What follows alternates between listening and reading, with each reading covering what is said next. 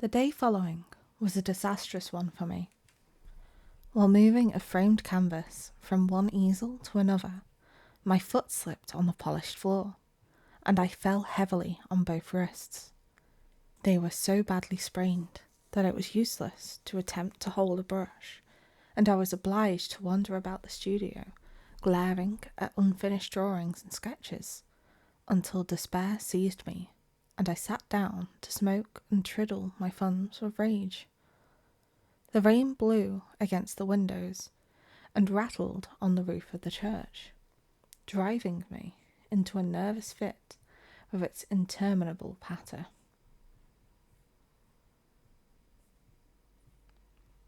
Tessie sat sewing by the window, and every now and then raised her head and looked at me with such innocent compassion that I began to feel ashamed of my irritation and looked about for something to occupy me.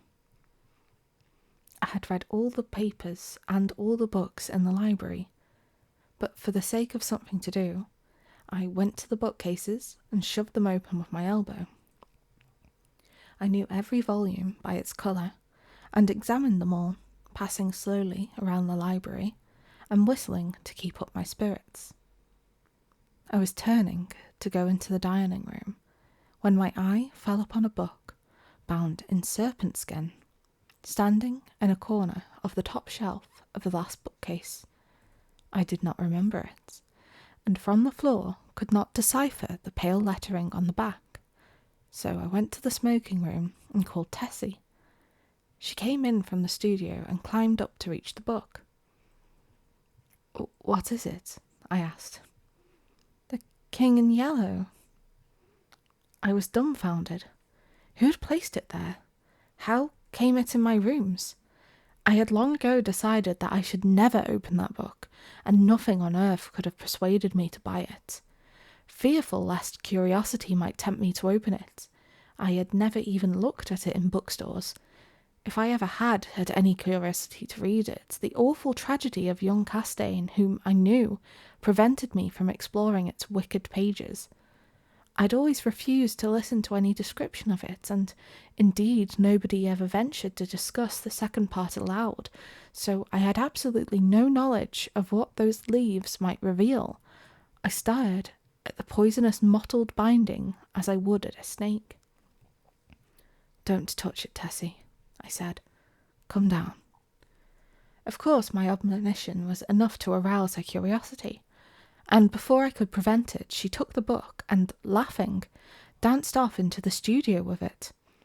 I called to her, but she slipped away with a tormenting smile at my helpless hands, and I followed her with some impatience. "Tessie," I cried, entering the library. "Listen, I am serious. Put that book away. I do not wish you to open it." The library was empty. I went into both drawing rooms, then into the bedrooms, laundry, kitchen, and finally returned to the library and began a systematic search. She had hidden herself so well that it was half an hour later when I discovered her crouching, white and silent by the latticed window in the storeroom above. At the first glance, I saw she had been punished for her foolishness. The King in Yellow lay at her feet, but the book was open at the second part. I looked at Tessie and saw it was too late. She had opened The King in Yellow, and I took her by the hand and led her into the studio. She seemed dazed, and when I told her to lie down on the sofa, she obeyed me without a word. After a while, she closed her eyes, and her breathing became regular and deep, but I could not determine whether or not she slept. For a long while, I sat silently beside her, but she neither stirred nor spoke, and at last I rose and, entering the unused storeroom, took the book in my least injured hand. It seemed heavy as lead, but I carried it into the studio again, and sitting down on the rug beside the sofa, opened it and read through from beginning to end. When faint with excess of my emotions, I dropped the volume and leaned warily back against the sofa. Tessie opened her eyes and looked at me. We had been speaking for some time in a dull, monotonous strain, before I realised we were discussing the King in Yellow. Oh, the sin of writing such words, words which are clear as crystal, limpid and musical as bubbling springs, words which sparkle and glow like the poisoned diamonds of the Medicis. Oh, the wickedness, the hopeless damnation of a soul who could fascinate and paralyse human creatures with such words, words understood by the ignorant and wise alike, words which are more precise than jewels, more soothing than music, more awful than death. We talked on, unmindful of the gathering shadows, and she was begging me to throw away the clasp of black onyx quaintly inlaid with what we now knew to be the yellow sign. I shall never know why I refused, though even at this hour here in my bedroom, as I write this confession, I should be glad to know what it was that prevented me from tearing the yellow sign from my breast and casting it into the fire. I am sure I wished to do so, and yet Tessie pleaded with me in vain. Night fell, and the hours dragged on, but we still murmured to each other about the king and the pallid mask, and midnight sounded from the misty spires in the fog-wrapped city. We spoke of Hastur and of Casilda, while outside the fog rolled against the blank window panes as the cloud waves roll and break on the shores of Harley. The house was very silent now, and not a sound came up from the misty streets.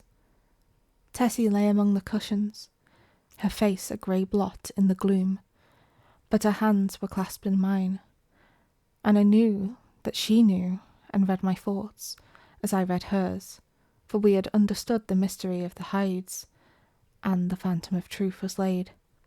Then, as we answered each other, swiftly, silently, thought on thought, the shadows stirred in the gloom about us, and far in the distant streets we heard a sound. Nearer and nearer it came, the dull crunching of wheels nearer and yet nearer, and now, outside, before the door, it ceased, and I dragged myself to the window and saw a black-plumed hearse. The gate below opened and shut, and I crept, shaking, to my door and bolted it. But I knew no bolts, no locks could keep that creature out who was coming for the yellow sign. And now I heard him moving very softly along the hall. Now he was at the door, and the bolts rotted at his touch. Now he had entered. With eyes starting from my head, I peered into the darkness. But when he came into the room, I did not see him. It was only when I felt him envelop me in his cold, soft grasp that I cried out and struggled with deadly fury. But my hands were useless, and he tore the onyx clasp from my coat and struck me full in the face. Then, as I fell, I heard Tessie's soft cry, and her spirit fled. And even while falling, I longed to follow her, for I knew that the king in yellow had opened his tattered mantle, and there was only God to cry to now. I could tell more, but I cannot see what help it will be to the world. As for me, I am past human help or hope. As I lie here, writing, careless even whether or not I die before I finish, I can see the doctor gathering up his powders and phials with a vague gesture to the good priest beside me, which I understand. They will be very curious to know the tragedy. They of the outside world who write books and print millions of newspapers. But I shall write no more, and the Father Confessor will seal my last words with the seal of sanctity when his holy office is done.